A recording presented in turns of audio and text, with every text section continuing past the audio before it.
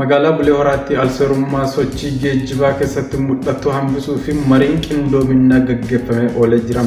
Marichas qajeelchi poolisii fi ejensiin geejjiba magaalaa Bulee Horaa kan qopheesse yoo ta'u, marii kana irratti to'attoonni tiraafikaa fi abbootiin waldaa bajaajii fi peejoo akkasumas hooggantoonni buufata konkolaataa hirmaatanii jiru.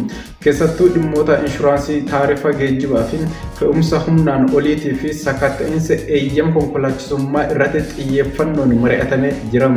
Hoogganaan ejensii geejjiba magaalichaa obbo Xilaahuun Zallaqaa akka jedhanitti hanqinaalee keessoo jiran irratti hojjechuun rakkoo hawaasaa hiikuun dhimma murteessaadha jedhanii gama biraatiin ajajaan qajeelchaa poolisii magaalaa Komaander Nugusee Dachaasaa akka jedhanitti nageenya amansiisaa mirkaneessuu fi qindoominni qooda fudhattoota murteessaadha ta'uu dubbatanii jiru.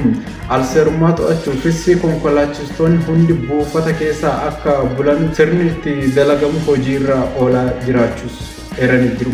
Wantoota daawwattoota kan odumaaf qaban kana fakkaatti namoonni biraa hajuu fi follow gochuun YouTube kanaaf subscribe gochuudhaan waliif ergaa isin jenna.